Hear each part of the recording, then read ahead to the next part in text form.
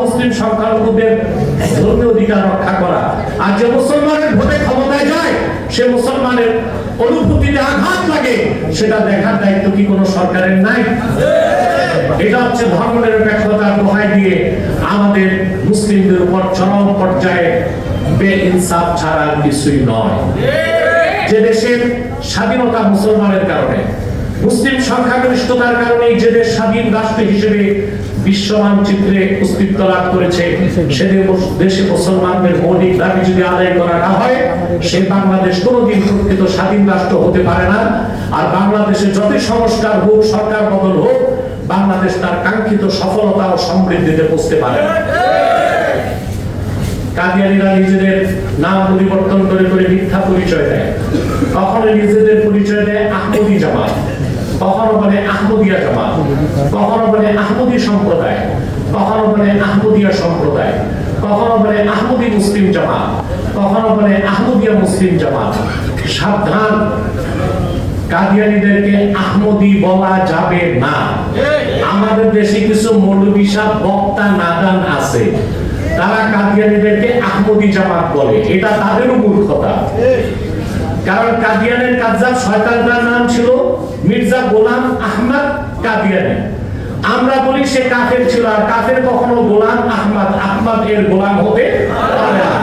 কাদিয়ানের কাজ্জাব মির্জা গোলাম শয়তান কাদিয়ানী ছিল কুখ্যাত শয়তানের গোলাম। অতএব কাদিয়ানীদের নাম হবে হয় কাদিয়ানী নাই গোলামি জামাত। তাদেরকে আহমদী বলার কোনো সুযোগ নাই।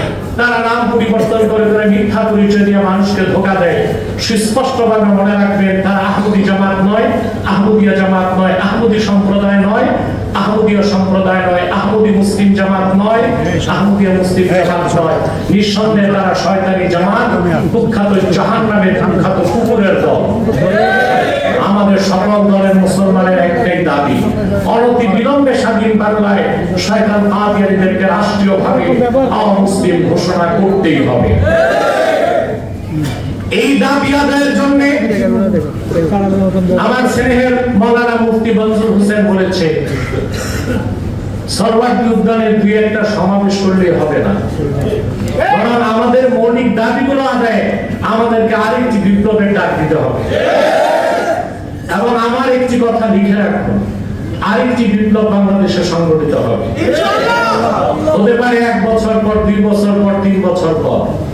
তাহরিকে খাদ্য নবুয়তের সৈনিকদের প্রথম সারিতে থাকতে হবে।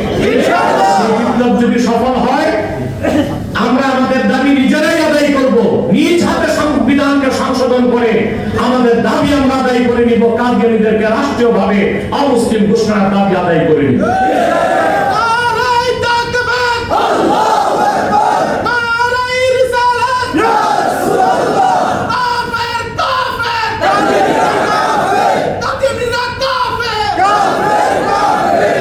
প্রিয় সুধী, ইসলামের দৃষ্টিতে তো নিঃসন্দেহে কাদিয়ানীরা কাফের। প্রচলিত গণতন্ত্র সংবিধান, প্রচলিত ধর্মনিরপেক্ষতার দৃষ্টিকোণ থেকেও যেই রাষ্ট্র ক্ষমতায় যাবে তার উপর নৈতিক দায়িত্ব হচ্ছে কাদিয়ানীদেরকে অমুসলিম ঘোষণার দাবি রাষ্ট্রীয়ভাবে আদায় করা। কিন্তু আমরা কোনো গভর্নমেন্টকে শোনাতে পারি না। বর্তমান গভর্নমেন্ট যারা ক্ষমতায় এসেছেন, জনাব তারেক রহমান সহ অধিকাংশ পার্লামেন্ট মেম্বার, মন্ত্রী সকলে এটা বিশ্বাস করে কাদিয়ানীরা কাফের, অমুসলিম। তো দাবি আদায় করতে বাধা কোথায়? এই প্রশ্ন করলে বলে বিদেশিদের চাপ আছে। আদতেই জনগণ যখন ঐক্যবদ্ধ হয়ে যায়, বিদেশের কোনো চাপ থাকে না। জনগণ যেটা চায় সেটা আদায় করে ছাড়ে। আমি নবনির্বাচিত প্রধানমন্ত্রী জনাব তারেক রহমান ও তার সরকারকে বলবো, আপনার উদ্বেগ নিন। আপনারা ইসলামী মূল্যবোধে বিশ্বাসী। ইসলামের মৌলিক বিশ্বাস যারা অস্বীকার করে, সেই কাদিয়ানীদেরকে অমুসলিম ঘোষণার দাবি আদায় করা বিএনপির জন্য নৈতিক দায়িত্ব, সাংগঠনিক দায়িত্ব। কারণ যেহেতু বিএনপি ইসলামী মূল্যবোধে বিশ্বাসী সরকার। তবে আমরা ভয় পাই, প্রত্যেক সরকারের আমলে কাদিয়ানীদের কিছু এজেন্ট ঘাপটি মেরে বসে থাকে। এবং বর্তমান একজন উপদেষ্টা হয়েছে ডক্টর জাহিদুর রহমান। আমি যতটুকু জানি সে কাদিয়ানীদের দোষর। আমি এই সেমিনার থেকে বলবো বর্তমান প্রধানমন্ত্রীকে এবং তার সরকারকে কাদিয়ানীদের কোন দোসর বা এজেন্ট যেন সরকারের কোন পর্যায়ে ঘাপটি মেরে বসার সুযোগ না পায়। তাহলে হবে কি, অতি শীঘ্রই সরকারের সাথে ইসলামপন্থীদের সংঘাত বেঁধে যাবে। আর ইসলামপন্থীদের সাথে সরকারের সংঘাত যদি প্রকট আকার ধারণ করে, তাহলে কোন সরকারের পক্ষে রাষ্ট্র ক্ষমতায় টিকে থাকা সম্ভব হবে না। এই দিকটি সরকারকে খেয়াল রাখতে হবে। পাশাপাশি বলবো, শিক্ষা ব্যবস্থা নিয়ে বিশিষ্ট ইসলামী চিন্তাবিদ ডক্টর ইসা সাহিবী সাহেব যে বক্তব্য দিয়েছেন, শেখ হাসিনা যে শিক্ষানীতি করে দিয়েছে তার আমূল পরিবর্তন করতে হবে। ওই শিক্ষানীতিতে একজন ছিল কবির চৌধুরী, সে ছিল কাদিয়ানী। আর এই কাদিয়ানীটা ঘাপটি মেরে শিক্ষা কমিশনে বসতে পেরেছিল বলেই এমন শিক্ষা ব্যবস্থা করেছে যা অর্জনের মাধ্যমে এদেশে আস্তিক হবে না, নাস্তিকের সংখ্যা বেড়ে যাবে। অতএব বর্তমানে যিনি শিক্ষামন্ত্রীর দায়িত্ব পেয়েছেন তিনি আমাদের পছন্দের লোক। আমি জানি ব্যক্তিগতভাবে তিনি ভালো, তবে আশপাশের লোকগুলো কতটুকু ভালো সেটাই দেখার বিষয়। এদেশের উচ্চ ওলামা পরিষদকে সাথে নিয়ে, কওমি ও আলিয়া উচ্চ ওলামা পরিষদকে সাথে নিয়ে শিক্ষা ব্যবস্থা সংস্কারের উদ্যোগ নেবেন বলে আমি আশা করি। প্রিয় বন্ধুগণ, তাহরিকে খাতমে নবুয়ত সংগঠনে যারা আছেন, আর্থিক কিছু পাওয়ার চিন্তা তাদের থাকতে পারে না। নিঃসন্দেহে আপনারা মনে রাখবেন, আমাদের সংগঠন রাজনৈতিক হোক অরাজনৈতিক হোক, বাংলাদেশের সর্বশ্রেষ্ঠ সংগঠন তাহরিকে খাতমে নবুয়ত বাংলাদেশ। এই সংগঠন যেভাবে যুগের পর যুগ খাতমে নবুয়তের পক্ষে আন্দোলন করে যাচ্ছে, সারা দেশে খাতমে নবুয়তের পক্ষে জনমত গড়ে তুলছে, এবং অন্যান্য সংগঠন যারা খাতমে নবুয়তের কাজ করে তারা যখন বসে যায়, তাহরিক তাদেরকে উঠায় এবং ধাক্কা দিয়ে সামনে বাড়ায়। এই কাজটিও তাহরিক করে যাচ্ছে। আমাদের কর্মতৎপরতা বেশি দেখলেই তাহরিকে খাতমে নবুয়তের ব্যানার অন্য যারা আছে তারা তখন সোয়াবের জন্য হোক আর ইমেজ রক্ষার জন্য মাঠে নামে। আমাদের একটা কাজ হয় যে খাতমে নবুয়তের পক্ষে ভয়েস রেজ হয়, এটা আমাদের একটা স্বার্থ বলে আমরা মনে করে থাকি। আপনাদেরকে বিদায় লগ্নে বলবো, আপনারা প্রত্যেকে এক একজন কর্মী, প্রত্যেকে এক একজন নেতার ভূমিকা পালন করবেন। অফিসে, আদালতে, কলেজে, ভার্সিটিতে, দোকান পাটে সব জায়গায় সুযোগ পেলে 10 মিনিট আপনার বয়ানটা তুলে ধরবেন। কাদিয়ানীরা কুখ্যাত কাফের এবং অমুসলিম, তাদেরকে রাষ্ট্রীয়ভাবে অমুসলিম ঘোষণার দাবি আদায় করা আমাদের নৈতিক দায়িত্ব।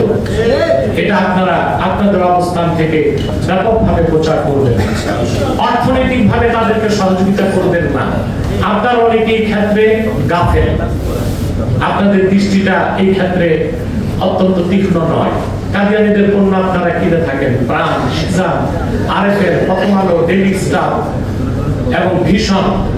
এই কাদিয়ানীদের পণ্যগুলো ঘৃণার সাথে বর্জন করবেন, এটা আপনাদের নৈতিক দায়িত্ব, এবং অন্যকেও বর্জন করার জন্য আপনারা উদ্বুদ্ধ করবেন। আপনারা প্রস্তুত থাকুন। ব্যক্তিগতভাবে আমি কিংবা আমাদের প্রিয় সংগঠন তাহরিক বাংলাদেশের কোন সংগঠনের কাছে নাকে খত দেয় নাই। আমরা খাতমে নবুয়তের পক্ষে কাজ করাই আমাদের মূল লক্ষ্য, ইসলামের পক্ষে দাবি দেওয়া আদায় করে আমাদের মূল লক্ষ্য। সেজন্য রাজনৈতিকভাবে আমরা সবসময় সকল রাজনৈতিক দল থেকে ডিসটাচ থাকি, রিলেটেড হই না। কারণ চোখে পর্দা চলে আসলে বিরোধিতার ভাষা আমরা হারিয়ে ফেলবো। এই জন্যে আমরা আমাদের অবস্থানে অত্যন্ত কঠোর এবং মজবুত। যখন যে সরকার থাকুক, আল্লাহ দ্বীনের স্বার্থে, খাতমে নবুয়তের আন্দোলনের স্বার্থে এবং দ্বীনের স্বার্থ রক্ষায় আমরা যে কারোর সাথে বিরোধিতায় লিপ্ত হতে মানসিকভাবে প্রস্তুত আছি। আপনাদেরকেও প্রস্তুত থাকতে হবে। যেহেতু কারো কাছে পদ পদবী কিংবা কোনো সওদাবাজি আমাদের নাই, আমরা আমাদের সংগঠনের মূল লক্ষ্য হচ্ছে দ্বীনের স্বার্থ রক্ষা করা। সেজন্য আপনাদেরকেও মানসিক প্রস্তুত থাকতে হবে। আপনারা এখানে বিভিন্ন দলের লোক আছেন, কেউ বিএনপি, কেউ এনসিপি, কেউ জামাত, কিন্তু তাহরিকের ব্যানারে আপনাদের মধ্যে কোনো পার্থক্য থাকবে না। এই ক্ষেত্রে আপনারা অরাজনৈতিক পরিচয়ে আপনাদেরকে কাজ করে যেতে হবে। আল্লাহ তাআলা আমাদেরকে কবুল করুন, মঞ্জুর করুন। ওয়াখির দাওয়ানা আলহামদুলিল্লাহি রাব্বিল আলামিন। ওয়াসসালামু আলাইকুম ওয়া রাহমাতুল্লাহ।